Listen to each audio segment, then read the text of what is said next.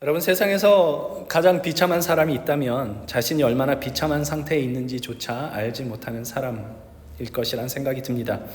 이성복 시인의 그날이라는 시를 보면 이 시인이 보았던 어느 한 날의 장면들을 이렇게 쭉 써놓고 있는데 이렇게 써요. 아버지는 그날 기차를 타고 금촌으로 떠나고 어머니의 낡은 다리는 퉁퉁 부어있고 역전에는 창녀들이 서성거리고 미래가 없는 암울한 아이들이 집안일을 돌보고 있었다. 이런 이야기들을 쭉 쓰다가 그 맨 마지막에 이렇게 씁니다. 모두 병들었는데 아무도 아프지 않았다. 이것이 참 큰 비극이라는 생각이 듭니다. 병들었는데 병든 줄을 모르는 것, 아픈데 아픈 줄을 모르는 것, 이것이 큰 비극입니다. 오늘 우리가 읽은 이 말씀이 이 비극 가운데 있는 사람들에게 주시는 하나님의 말씀이라는 생각이 들었습니다. 오늘 말씀 이렇게 시작합니다. 본문 7절에 만군의 여호와가 이르노라 너희 조상들의 날로부터 너희가 나의 규례를 떠나 지키지 아니하였도다. 그런즉 내게로 돌아오라. 그리하면 나도 너희에게로 돌아가리라 하였더니 너희가 이르기를 우리가 어떻게 하여야 돌아가리까 하는도다. 이렇게 쓰고 있습니다.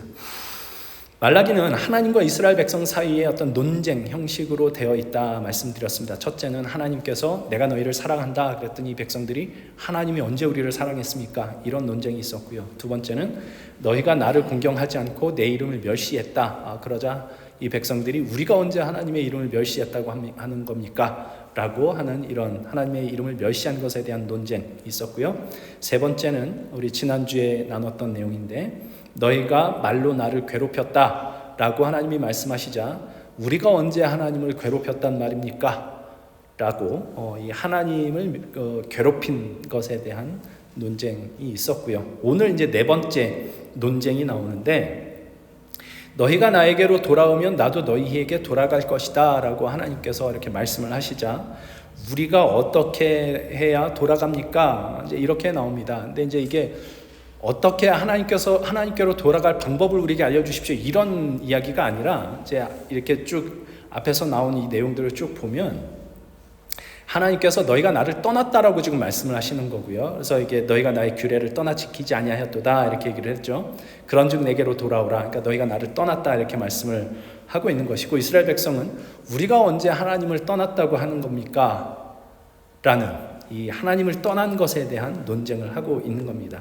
그러니까 우리가 어떻게 하여야 돌아가리까? 라는 말은 우리가 하나님을 떠난 적이 없는데 어떻게 돌아간단 말입니까? 이제 이런 이야기인 거죠. 지금 말라기에 나오는 이스라엘 백성들의 모습입니다. 너희가 나를 떠났다. 우리는 떠난 적이 없습니다. 이렇게 나오는 거죠. 그래서 그 뒤에 나오는 말씀들도 이제 그 비슷한 내용들이 이렇게 나옵니다. 그러니까 그들이 하나님을 떠났다는 것이 구체적으로 뭐냐라는 게 이제 8절에 이렇게 나와요. 사람이 어찌 하나님의 것을 도둑질하겠느냐? 그러나 너희는 나의 것을 도둑질하고도 말하기를 우리가 어떻게 주의 것을 도둑질하였나이까 하는도다. 이는 곧 11조와 봉헌물이라. 너희 곧 온 나라가 나의 것을 도둑질하였으므로 너희가 저주를 받았느니라. 이렇게 9절까지 이렇게 나와요. 그러니까 같은 이야기죠. 그러니까 너희가 내 것을 도둑질했다.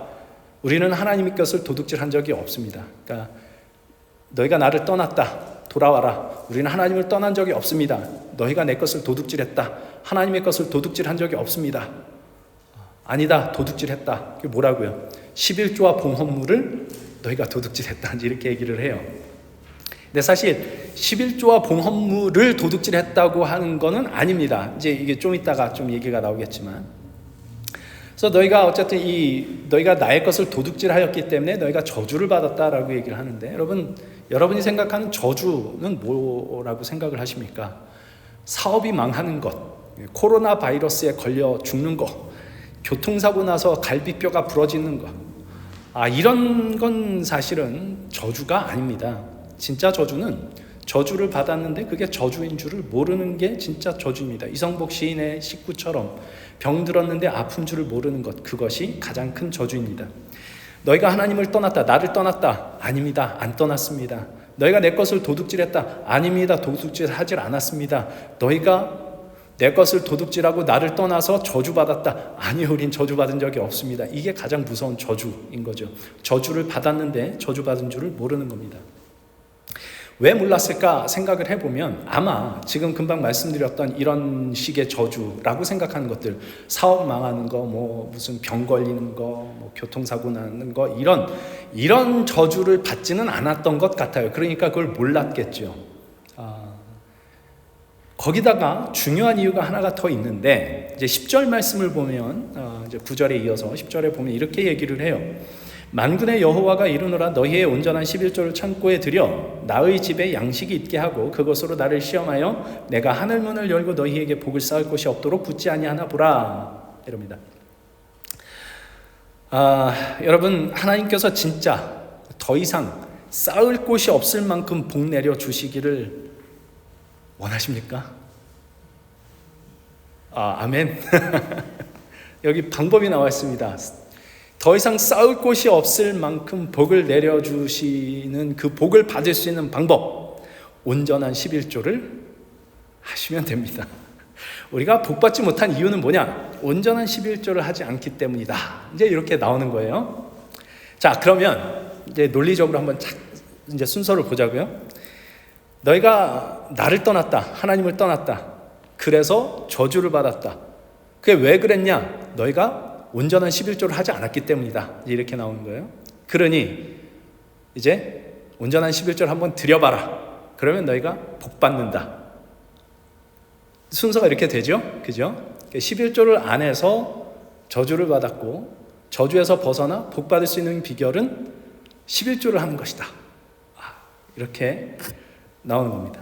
근데 사실 이게 그렇게 간단하지 않은 게, 이 유대인들은 11조를 정말 철저히 드렸던 사람들이거든요. 근데 그런 사람들에게도 지금 이제 그 저주받은 이야기가 나와요. 마태복음 23장에 보시면 예수님이 바리새인들을 이제 쭉 화 있을진저, 그러니까 너희 저주받은 자들이여, 이런 뜻이거든요. 너희가 저주받았다 그러면서 이제 이렇게 꾸짖는 내용이 23장에 쭉 나와요. 그 중에 23절에 이렇게 말씀을 합니다. 화 있을진저 외식하는 서기관들과 바리새인들이여, 너희가 박하와 회향과 근체의 11조는 들이되 율법에 더 중한 바 정의와 긍휼과 믿음은 버렸도다. 이것으로 하나님 예수님께서 그들을 꾸짖으시고, 이제 처음에 화 있을진저라고 얘기를 하는 것처럼 너희는 저주받았다, 이 저주받은 자들이요, 이제 이렇게 얘기를 한단 말이에요. 근데 이 저주받았다고 하는 그 내용이 뭐냐라고 얘기를 할 때, 이 서기관과 바리새인들이 박하와 회향과 근체의 11조를 드렸대요. 박하와 회향과 근체라고 얘기를 하는 건, 뭐 회향이 뭔지 근체가 뭔지 정확하게 모르겠는데, 그러니까 그 민트 같은 그 어떤 식물을 얘기를 한다고 그래요. 그러니까 굉장히 작은 것 하나까지도 거기에서 10분의 1을 다 이렇게 떼다가 이걸 하나님께 바치는 일을 한 거예요. 그러니까 철저하게 11조를 하나님께 드렸다는 겁니다. 그러니까 이 사람들은 나름대로 자기들이 생각하는 그 온전한 11조를 드린 거예요. 그래서 그들은 하나님의 것을 도둑질했다는 생각을 해본 적이 아마 없었을 겁니다. 왜요? 철저하게 11조를 드렸으니까. 하나님을 그래서 떠났다는 생각도 해본 적이 없고, 더군다나 저주를 받았다는 생각, 내가 하나님께 드릴 거 잘 드리고 하나님을 잘 섬기고 있는데 무슨 저주를 받았단 말이야, 이제 이런 생각 했겠죠. 그런데 지금 23장, 마태복음 23장에 나오는 이 이야기, 23장 23절에 나오는 이야기, 예수님은 그 철저히 드린 그 11조, 박하와 회향과 근체의 11조까지 드린 이 11조를 좋아하시지 않고 도리어 화 있을진저라고 말씀을 하시는 겁니다. 너희 저주받은 자들이요. 왜냐? 모든 소득의 10분의 1, 이거는 아주 철저하게 떼서 하나님께 드렸는데 정의와 긍휼과 믿음은 버렸기 때문이라고 말씀을 합니다. 이게 이제 정의와 믿음과 긍휼을 버렸다는 게 뭐냐? 11조는 철저히 했는데 정의와 믿음과 긍휼을 버렸다는 게 뭐냐? 이제 요거를 좀 생각을 해봐야 되는데, 먼저 11조를 포함한 봉헌 혹은 헌금, 우리가 하나님 앞에 헌금을 드린다는 게 무슨 뜻인가 하는 걸 좀 생각을 해봐야 될 텐데, 역대상 29장에 보면 이스라엘 백성이 성전 건축, 이제 다윗의 지도 아래서 성전 건축을 위한 준비를 하면서 성전 건축을 위한 이 헌금, 봉헌을 이렇게 쭉 합니다. 그 봉헌한 것에 대해서 다윗이 하나님 앞에 기도를 하는데 이렇게 기도를 해요. 역대상 29장 11절. 여호와여, 위대하심과 권능과 영광과 승리와 위엄이 다 주께 속하였사오니 천지에 있는 것이 다 주의 것이로소이다.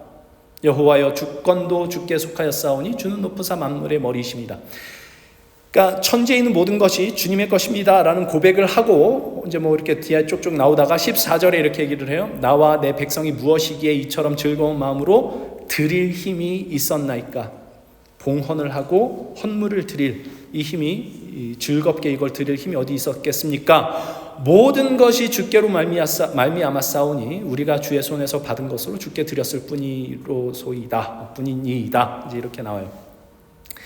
그러니까 그리스도인들에게 있어서 11조를 포함한 봉헌, 헌금이라고 하는 것은 내가 열심히 벌어서 내 것을 가지고 내 것을 하나님께 바치는 것이 아니라 내가 가진 모든 것이 하나님께로부터 말미암았으며 모든 것이 하나님의 것임을 고백하는 표, 이것이 봉헌이고 헌금입니다.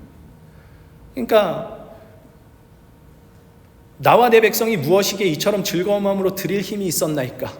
모든 것이 주께로 말미암았사오니. 그러니까 우리가 뭐 일을 해서 이만큼 뭐 돈을 벌고 한 이 모든 것들이 사실은 주님께로부터 온 것입니다. 내가 일할 수 있는 힘도 주님께로부터 온 것이고 그렇게 해서 벌어들인 돈도 하나님께로부터 온 것입니다. 하나님의 것입니다 라는 고백을 하고 있는 것이죠. 그러니 헌금을 많이, 그러니까 이제 교회에서 목소리가, 우리 교회는 그렇지 않습니다만 교회에서 이제 목소리가 큰 사람은 보통 어떤 사람이냐? 헌금 많이 하는 사람이 목소리가 크대요. 왜 그러냐? 자기 걸 냈으니까. 그렇죠? 자기 걸 냈으니까 그렇죠. 그러니까 사실 이 성경적으로 볼 때 헌금을 많이 한 거는 결코 자랑일 수가 없습니다. 내 걸 드리는 게 아니니까. 오히려 감사한 거죠. 나와 내 백성이 무엇이기에 이처럼 즐거운 마음으로 드릴 힘이 있었나이까? 주의 것을 주님께 드렸을 뿐입니다. 이걸 즐겁게 드릴 수 있어서 감사합니다이지, 내가 이거 드렸으니까, 내 거 드렸으니까 내가 교회에서 좀 콧방귀 좀 낄 수 있다? 이거는 뭐 말도 안 되는 이야기인 겁니다. 11조는 이제 10분의 1을 드리는 거지 않습니까? 그냥 문자적으로 볼 때 10분의 1을 하나님께 드림으로써 그 10분의 1은 하나님 것, 나머지 10분의 9는 내 것, 이렇게 주장하는 게 11조가 아니라 10분의 1이 그 전체의 대표가 돼서 내가 가진 모든 것이 하나님의 것임을 이 대표되는 이 10분의 1을 드림으로써 나머지 10분의 9도 하나님의 것이라고 고백을 하는 것, 이것이 11조입니다. 그러니 11조는 사실 철저히 해야 되는 게 맞습니다. 하나님의 것임을 고백하는 행위니까.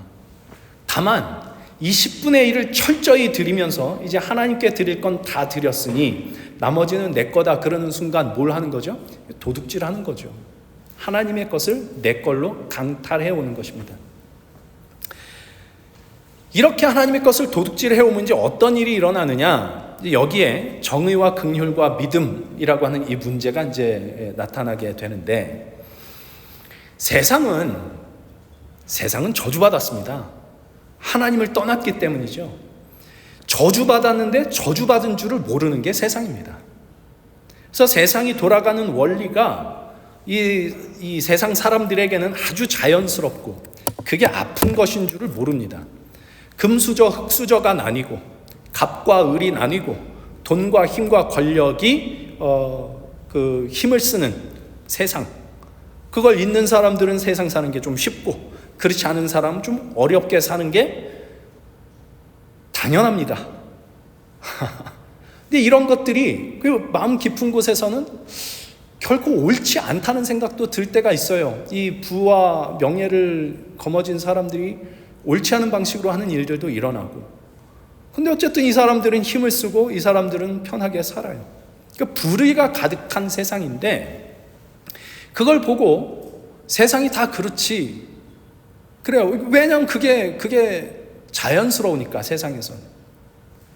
그러니까 이게 병들고 아픈데 이게 병든 건지 아픈 건지 저주받은 건지를 모르고 살아갑니다. 예수 믿는 사람은 그렇지가 않아요. 그러니까 구약 성경을 쭉 보면, 특별히 이 예언서 말씀을 보면 정의, 공의 이 얘기를 굉장히 많이 하지 않습니까? 그러니까 이 세상이 정의와 공의가 무너져 버린 세상이에요. 근데 그 무너졌는데 그 괜찮다 그러고 사는 세상인 겁니다. 하나님은 그렇지 않다고 얘기를 하는 거고, 하나님의 백성은 그 정의와 공의를 하나님 안에서 세워가는 사람들로 부름을 받았다라고 얘기를 하는 게 이 예언서에 끊임없이 나오는 얘기예요. 근데 이제 이게 구체적으로 볼 때 어떤 식으로 나오냐? 신명기 15장 4절에 이런 말씀이 나와요. 네가 만일 내 하나님 여호와의 말씀만 듣고 내가 오늘 내게 내리는 그 명령을 다 지켜 행하면 내 하나님 여호와께서 내게 기업으로 주신 땅에서 네가 반드시 복을 받으리니 너희 중에 가난한 자가 없을 것이라 이래요. 그러니까 하나님께 순종하면 복을 받을 것이라고 말씀을 하시는 거예요. 근데 그 복이 뭐냐라고 얘기를 할 때 너희 중에 가난한 자가 없으리라입니다. 어떻게 우리 중에 가난한 자가 없게 될까? 다 하나님께서 로또를 맞게 해주셔서 다 경제적인 축복을 다 받아서 그러지 않죠. 하나님의 나라는 그렇게 작동하는 게 아닙니다. 사람들 사이에서 일어나게 되니까 이제 누가복음에서 하나님의 나라가 어디 있습니까? 라고 묻는 자들에게 예수님께서 말씀하시는 것이 하나님의 나라는 여기 있다 저기 있다 할 것이 아니라 너희들 가운데 있느니라 라고 얘기를 하거든요. 그러니까 이 하나님의 백성들 사이에 있다는 얘기예요. 그러니까 하나님의 백성들 사이에서 작동하는 것들이 하나님의 나라를 나타내는 것으로 나와야 되는데, 이게 어떤 식으로 나냐면 없는 사람이 있는 사람이 없는 사람을 이렇게 많은 사람이 없는 사람을 이렇게 채워주는 걸로 나타나요. 없는 사람은 그걸 자격지심 없이 감사히 받을 줄 압니다. 그러니까 주는 사람도 잘 줘야 되고 받는 사람도 잘 받아야 돼요. 하나님의 나라는 그렇습니다. 그게 이제 사도행전 4장에 나오는 유무상통이지요. 믿는 사람들이 전부 다 자기가 가진 소유를 사도들에게 갖다 주고 그 필요한 대로 필요에 따라서 이 사람들이 갖다 쓴 겁니다. 많이 갖다 줬다고 해서 억울해하지 않고 적게 갖다 줬다고 해서 부끄러워하지 않습니다. 그냥 이게 하나님의 나라. 가난한 자가 없죠. 그러니까 자기가 가진 것이 하나님께로부터 온 줄 알며 하나님께서 쓰시기 원하시는 방식으로 사용되는 것입니다. 이게 일어나는 거죠. 그게 뭐냐? 정의와 긍휼과 믿음이죠. 억울한 사람이 없는 세상이 되는 겁니다. 누군가를 긍휼히 여길 줄 아는 마음, 하나님이 어떤 분이신 줄 아는 마음이 자기가 가진 소유를 통해서 이제 나타나게 되는 거죠. 정의와 긍휼과 믿음이. 그러니까 하나님이 어떤 분이시냐? 예수 그리스도를 우리에게 보내신 분이시죠. 예수 그리스도는 부요하신 자로서 우리를 부요케 하시기 위하여 가난하게 되신 분이십니다. 부요하신 분이 우리를 부요케 하시기 위해 오신 분이십니다. 생명 없는 우리에게 생명을 주시기 위하여 당신의 생명을 우리에게 내주신 분이시죠. 그분 안에 그래서 부와 가난의 그 경계가 사라지고 차별과 갈등이 없어지는 그 정의가 예수 그리스도 안에 있습니다. 우리를 불쌍히 여기시는 곤고한 삶을 살아가야만 하는 이 저주받은 세상 속에서, 죄에 저주받은 이 세상 속에서 이게 저주인 줄도 모르고 살아가는 세상 사람들 속에서 곤고한 삶을 살아갈 수밖에 없는 우리를 불쌍히 여기시는 긍휼히 여기심이 우리 주님 안에 있으며, 하늘 아버지께 죽기까지 복종하시는 그 믿음, 하나님을 끝까지 신뢰하는 하나님 아버지께 당신을 맡기시는 그 믿음이 예수 그리스도 안에 있죠. 그러니까 하나님께 드리는 봉헌물과 11조가 우리가 가진 모든 것이 하나님의 것입니다라는 고백으로 드리는 것이라면 그 삶에 당연히 정의와 긍휼과 믿음이 있을 수밖에 없다. 왜? 하나님께 드린 것만 하나님의 것이 아니라 내가 가진 모든 것, 모든 소유, 모든 생명, 모든 시간이 하나님의 것임을 알기에 하나님께서 우리에게 주신 하나님의 것, 예수 그리스도의 정의와 긍휼과 믿음으로 살게 되기 때문이다. 그런데 너희가 박하와 회향과 근체의 11조는 철저히 11조는 떼서 드리되 율법에 더 중한 바 정의와 긍휼과 믿음은 버렸다. 하나님의 것으로 드린 것이 아니라 자기 것으로 드렸기 때문이다. 나머지 가진 모든 것이 하나님의 것이 아니라 자기 것이 되었기 때문이다. 너희는 하나님의 것을 도둑질했다. 이렇게 된 거죠. 이것이 하나님의 것을 도둑질하며 하나님을 떠나 저주를 받게 된 이유인 겁니다.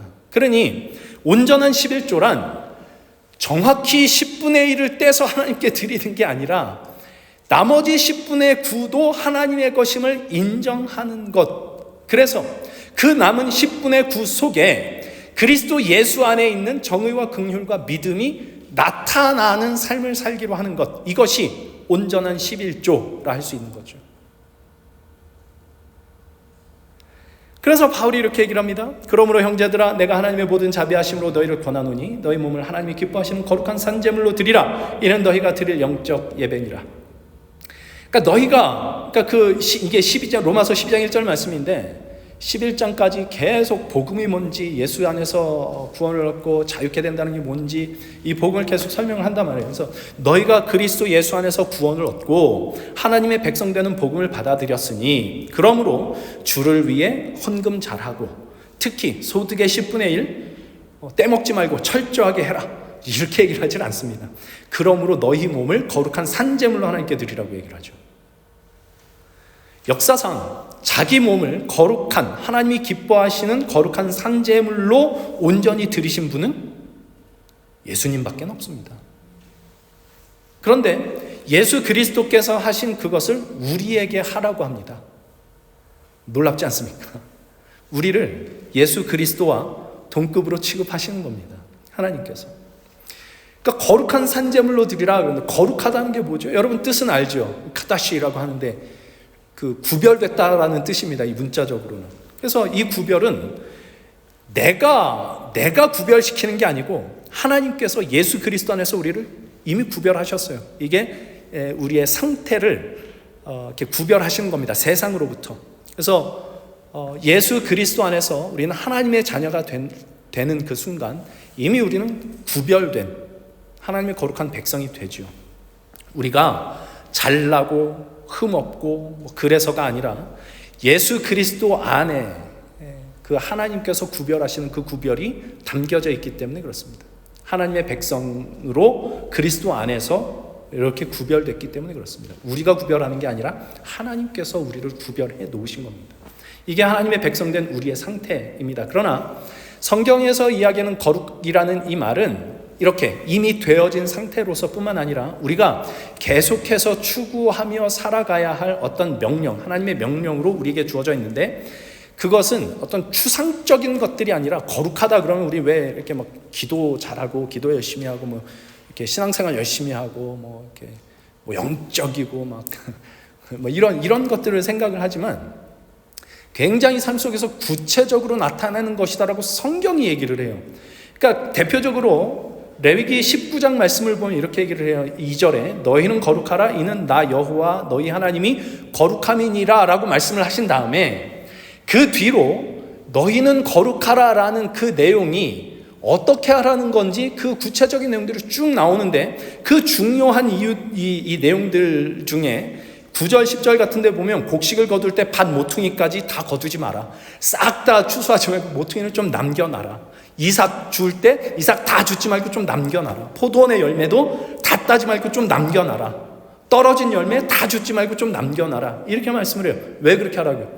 가난한 자들이 와서 먹게, 거류민들이 와서 먹게. 그래서 말하는 거류민이란 외국인이라는 뜻입니다. 그러니까 여기 우리 미국에서는 워낙 외국인들이 다 이렇게 모여서 살고 있으니까 좀 그렇죠. 우리나라도 뭐 점점 그렇게 돼가는 것 같긴 한데 우리나라 뭐 이렇게 그 동남아에서 온 사람들 얼마나 많이 이렇게 사람들이 착취를 하고 이제 그럽니까? 그죠? 그거 하지 말라는 겁니다. 그거 하지 말고 그들이 지금 어쨌든 거류민으로 와서 외국인으로 와서 어렵게 살고 있지 않냐, 힘들게 살고 있지 않냐.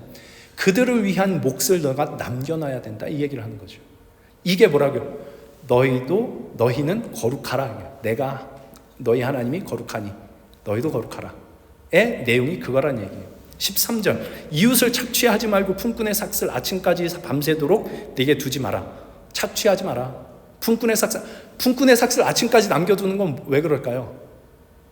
쥐고 흔들려고. 돈 주면 가면 그만이야. 너 내 말 안 들으면 이거 안 준다.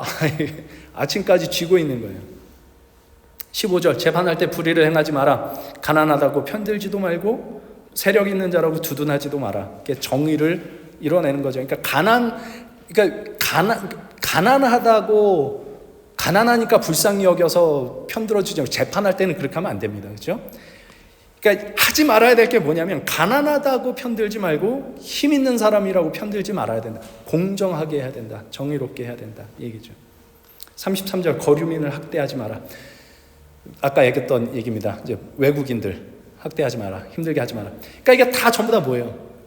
너희가 거룩해야 된다라고 말하는 이 거룩이라는 내용이 예배당에 와서 열심히 기도하고 열심히 예배드리고 열심히 찬양하고 열심히 기도하고 뭐 이런 것들이 거룩한 게 아니고 서로 어떻게 해서 이웃 착취하는 거 하지 말고 정의를 세우고 가난한 자들을 위한 긍휼의 마음을 가지고 살아.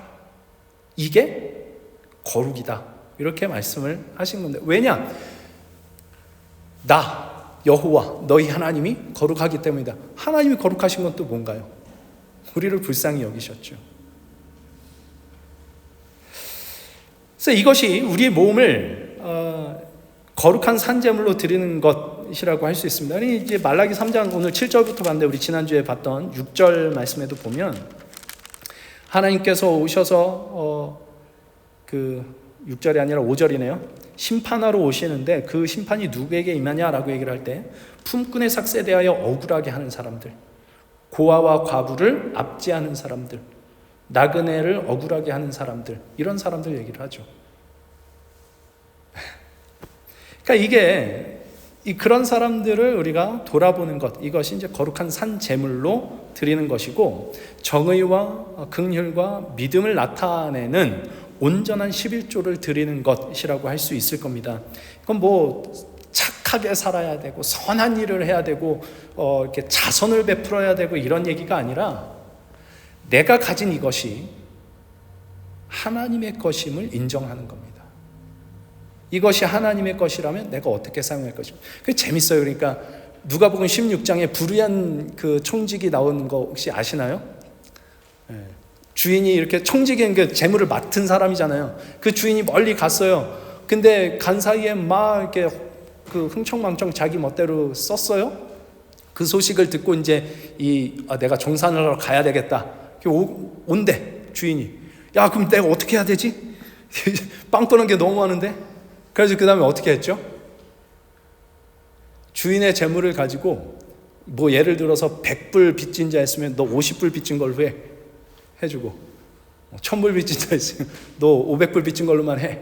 이렇게 사인을 해가지고 주인 것 가지고 남들에게 베풀었어요. 그러면서 뭐라 그러죠? 내가 곤란하게 됐을 때 나를 영접할 처소가 이 사람들로 인하여 생기게 될 것이다. 이 청지기를 주님이 칭찬을 합니다. 아니 이게 칭찬받을 일이에요? 남의 것 가지고 막 이렇게 뭐라 그래 지랄 생쇼를 해놓은 건데 우리가 주인이라면 얼마나 화가 나겠어요. 그렇지 않겠습니까? 근데 주인이 그를 칭찬해요. 이 세대에 있어서는 어둠의 아들들이 이 빛의 아들들보다 더 지혜롭다라는 말씀하면서 그렇게 얘기를 하거든요. 그러니까 뭐 한 거예요, 이 사람이? 주인의 것을 가지고 없는 사람들, 힘든 사람들, 빚져서 허덕이고 있는 사람들을 도와주고 있는 거예요. 재밌지 않습니까? 우리가 가진 모든 것이 하나님의 것이라는 것이 인정이 되고 그것이 받아들여지면 이것을 가지고 어떻게 써야 될지가 이제 답이 나와요. 정의와 긍휼과 믿음을 가지고 살아가는 삶을 사는 겁니다. 가난한 사람들을 도와주는 것, 없이 사는 사람을 돕는 것. 이건 다시 말하자면 자선을 베풀라는 게 아니라 하나님의 것을 사용한다는 것, 그 인식을 가져야 된다는 그런 이야기인 거죠. 그 11조를 안 했기 때문에 저주를 받은 것이냐? 이제 이 말라기서를 볼 때 11조 너희가 내 것을 도둑질했다. 그리고 도둑질하지 않았다고 그러는데 그건 곧 너희가 내 것을 도둑질했는데 그건 곧 11조와 봉헌물이라고 얘기를 하는데 11조를 안 해서 이 도둑질한 게 아닙니다. 이거는 오히려 11조를 해서 도둑질을 했죠. 다 하나님 건데 요만큼 하나님께 딱 드리고 이건 내 거 이랬으니까 11조를 해서 도둑질을 했습니다. 온전한 11조를 해봐라. 복을 쌓을 곳이 없도록 하나님께서 복을 주시지 않겠느냐? 한번 시험해 봐라. 여러분 해보셨습니까? 아마 이제 이런 이야기들 이 11조 얘기를 이런 식으로도 한번 들은 적이 있어요. 어떤 목사님이 제가 뭐 정확하게 그분이 어떻게 했는지 생각이 안 나는데 이런 식이에요. 그러니까 11조를 100원을 했어. 그럼 나한테 900원이 생긴다는 거예요. 100원을 했으면 900, 그러면 11조를 많이 하면 많이 할수록 내가 가지는 목도 더 커질 거 아니에요. 1,000원을 하면 10,000원이 내 거고, 10,000원을 하면 10만 원이 내 거, 100만 원을 하면 1,000만 원이 내 거, 이렇게 될 거 아니에요. 그러니 하나님 앞에 한번 드려봐라. 얼마나 이게 폰지 사기가 딱 그렇거든요, 여러분. 그 아세요? 이제 뭐 50% 수익률이 있어. 투자 좀 해봐. 그 처음에 소액으로 한번 해볼까? 그래서 소액 딱 주면 그 50% 한 2, 3개월 그 이자를 굉장히 잘 주잖아요. 야, 진짜 나오네? 이제 거액을 해봐야 되겠다. 한 30억 딱 했더니 들고 튀잖아요. 그러니까 처음에 11조를 잘하면 복이 오는 것 같아, 정말. 그래서 쓸어 넣자. 사기를 당하죠. 누구한테 사기를 당한 걸까요? 하나님께 사기를 당한 걸까? 목사한테 사기를 당한 걸까? 복이 와요. 복이 오는데 그 복이 뭐냐? 여러분, 아까 이제 저주에 대한 이야기를 할 때, 뭐 이렇게 사업 망하고 교통사고 나고 병든 것이 저주가 아니라 이렇게 얘기를 했는데, 그런 것처럼 하나님께 주시는 복이 뭐 사업이 잘 되고, 뭐 건강하고, 뭐 11조 1,000만 원 했더니 1억이 딱 생기고, 이런 게 복이 아닙니다. 하나님께서 주시는 복은 하나님의 자녀가 되는 것입니다. 하나님을 아버지라 부를 수 있게 되는 것. 나는 하나님의 자녀가 되는 것. 이 복된 관계 회복, 이것이 복이고, 하나님의 자녀로서 하나님의 자녀답게 되는 것이 진짜 복이죠. 근데 그 과정은 복처럼 안 보일 때가 있어요. 그러니까 뭐 이렇게 영상을 하나 보는데 헨슨 보베라고 하는, 혹시 본 적이 있으신지 모르겠어요. 꼬마인데 여자인데 너무너무 이뻐요. 너무 이쁜데 얘가 이제 어디 이렇게 무슨 예절 배우는 어디 이렇게 가게 됐어요. 근데 얘가 여기를 왜 오게 됐냐, 왜 신청해서 오게 됐냐 그랬더니 엄마 아빠가 날 싫어하는 것 같아서 엄마 아빠랑 좀 떨어져 있고 싶어서 왔다는 거예요. 왜 그런 생각이 들었을까요? 아마 교육을 잘 시키려고 하다가 그런 생각이 들었을 겁니다. 이 생각은 그렇게 들 수 있죠. 하나님이 정말 내 아버지 맞아. 정말 나 사랑하시는 게 맞아. 그러니까 우리 1장에서 나왔던 그 얘기요. 내가 너희를 사랑한다. 우리 사랑하신다고요? 언제 하나님 우리를 사랑했습니까? 이렇게 생각이 들 수가 있어요. 그러나 우리가 그렇게 생각하는 것과는 별개로 하나님이 내 아버지 되셨다는 것보다 더 큰 복은 없습니다. 그게 가장 큰 복이에요. 그리고 그 하나님의 자녀가 돼서 하나님의 자녀답게 자라게 해주시는 이것이 가장 큰 복입니다. 그러니까 사업망에서 하나님을 만나면 그게 복이에요. 근데 사업 잘 돼서 하나님을 멀리한다. 그건 저주죠. 교통사고 나서 하나님을 만나면 복입니다. 건강해서 하나님을 떠나면 저주죠.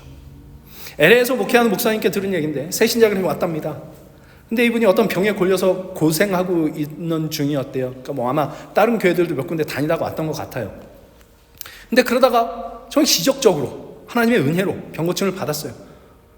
그럼 얼마 지나지 않아서 교회를 안 나오더랍니다. 그래서 길에서 우연히 만났는데 얼마 지나서 어떻게 된 겁니까? 물었더니 이분이 하는 얘기가 병원도 병 다 고치면 그만 가잖아요. 그래서 교회를 안 나온대. 그러니까 병 걸려서 복 받을 뻔하다가 이분은 건강해져서 저주받은 케이스가 된 겁니다. 그렇잖아요. 지금 그 화요일마다 모이는 그 모임에서 정서적으로 건강한 영성이라는 책을 가지고 나누는데, 거기에 이제 정서적으로 건강하지 못한 영성의 첫 번째 증상이 뭐냐? 하나님을 이용해서 하나님으로부터 멀어지려고 한다는 거래요. 그러니까 하나님 이것만 해주시면 더 이상 하나님 귀찮게 안 해드릴게요. 이런 거죠. 하나님 더 이상 찾아올 일 없게 해주세요. 이거 하나님께서 안 들어주십니다. 그러니까 11조를 이용해서 하나님으로부터 떠나고 있는 거, 이게 저주받은 거 아니고 뭐겠어요 이게. 하나님께서 주시는 복은 하나님을 아버지라 부를 수 있는 그 관계 속으로 우리를 부르시는 것, 더욱 하나님을 의지하며 하나님을 아버지라 부르는 하나님의 자녀답게 우리를 만들어 가시는 것, 이것이 복입니다. 우리 주 예수 그리스도 안에서 정의와 긍휼과 믿음을 나타낼 줄 아는 사람으로 되어져 가는 것, 우리 몸을 거룩한 산 제물로 드릴 줄 아는 사람이 되어져 가는 것, 온전한 11조를 드리면 복을 받는 것이 아니라 온전한 11조를 드릴 줄 아는 사람이 되는 이것이 복입니다. 그래서 하나님께서 그 복을 주신다라고, 온전한 11조를 내게 가져와 봐라, 내가 너에게 쌓을 곳이 없을 만큼 복을 주나 안 주나 한번 봐라, 이렇게 말씀하면서 그 복의 내용이 뭐라고 나오냐면 3장 11절, 만군의 여호와가 이르노라, 내가 너희를 위하여 메뚜기를 금하여 너희 토지 소산을 먹어 없애지 못하게 하며 너희 밭에 포도나무 열매가 기한 전에 떨어지지 않게 할 거라 그래요. 그래서 메뚜기가 와서 막 먹을 걸 먹는 바람에 우리 소산이 없어지고 풍성한 소출을 되지 못하게 할 거다 이래요. 그래서 뭐 한 게 풍성한 소출을 만들어낼 거라고요. 이거 왜 이렇게 해주실까요? 너 잘 먹고 잘 살게 해줄게? 아니요. 아까 레위기 19장에서 나왔던 얘기, 땅에 이 모퉁이 남겨놓는 거 하라고, 열매 남겨놓는 거 하라고, 그래서 더불어 살아가는 삶을 살아갈 수 있게 해주시려고 이 복을 주시는 거란 말이죠. 12절, 너희 땅이 아름다워짐으로 모든 이방이 너희를 복되다 하리라. 우리가 속한 땅이 아름다워진답니다. 정말 귀한 복이죠. 내가 하나님의 자녀답게 됨으로써 내가 속한 땅이 아름다워지는 것, 이건 정말 귀한 복입니다. 근데 여기 땅이 아름다워진다는 말은 히브리어 원어로 직역을 하면 기쁨이 충만한 땅이 되게 할 것이다, 이런 말이래요. 당연한 얘기죠. 그러니까 우리 가진 모든 것이 하나님의 것이기에 하나님의 방식대로 내가 살아 정의가 세워지고 서로를 향한 긍휼이 베풀어지며, 그래서 경쟁과 원망 대신 하나님을 향한, 그리고 서로를 향한 감사가 넘치는 세상이 요 안에 이루어졌다고 생각을 해보십시오. 거기에 기쁨이 충만해지지 않겠습니까? 아름다운 땅이 되는 게 당연한 것 아니겠습니까? 그것은 하나님을 알지 못하는 사람이 봐도, 야, 저들은 뭔가 다르다, 세상에서 볼 수 없는 아름다움이 있다, 기쁨이 있다, 정말 복된 사람들 같다, 그렇게 얘기하게 될 거라고 합니다. 이것이 오늘 그리스도인들이 가져야 할 모습, 교회가 가져야 할 모습일 텐데, 요즘은 세상이 교회를 걱정하는 시대라고 하니 그래서 조지아 그 버블티에 무슨 티 사건, 목사님이 그 갑질했던 그 사건, 창피하죠. 너무너무 창피하죠. 각종 교회에 일어나는 비리 소식, 너무 하나님 앞에 부끄러운 일들이 참 많이 있습니다. 왜 그렇게 되었을까? 진정한 11조의 정신을 잃었기 때문일 겁니다. 그 큰 교회들이 어떻게 그렇게 컸겠어요? 11조 정말 잘해가지고 컸을 거거든요. 11조 정말 잘해가지고 뭐 했게요? 하나님의 걸 도둑질했다고요. 하나님의 뜻대로 사는 건 안 한다고요. 11조 했으니까, 예배 잘 드렸으니까. 11조는 열심히 하는데 정작 정의와 긍휼과 믿음은 잃어버렸기 때문에 세상이 교회를 걱정하는 그런 지경이 되어버렸습니다. 하나님을 위해 뭘 한다고는 하는데 정작 하나님께는 등 돌리고 있는 그 모습들, 정말 저주받았는데 저주인 줄도 모르고 사는 그 비참한 모습 속에 있는 그리스도인과 교회가 얼마나 많은지, 혹 우리 교회는 그 비참함 속에 있는데도 그걸 모르고 있는 건 아닐까? 모두 병들었는데 아무도 아프지 않았다. 병들었는데 아무도 아파하지 않는 문둥병처럼 그렇게 돼 있는 것은 아닐까라는 두려움이 말씀을 준비하면서 저에게 닥쳐왔습니다. 온전한 11조를 우리 하나님 앞에 드릴 수 있으면 좋겠습니다.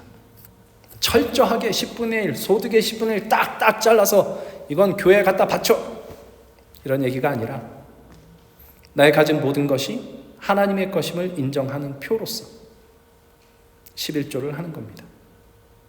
그리고 우리에게 남은 10분의 9, 우리의 물질, 우리의 시간, 우리의 모든 에너지가 모두 다 하나님의 것임을 믿고 우리의 몸을 거룩한 산제사로 하나님께 드리기로 하는 것, 이것이 온전한 11조이지요. 나에게 주어진 10분의 9 속에는 나를 위한 것만 있는 것이 아니라 타인을 위한 몫이 남겨져 있다는 것을 인정하고 밭에 모퉁이를 남겨두고 포도 열매를 남겨두는 일을 하기로 하는 것, 이것이 온전한 11조입니다. 얼마나 남겨둘 수 있을까? 믿음의 분량에 따라서 다를 겁니다.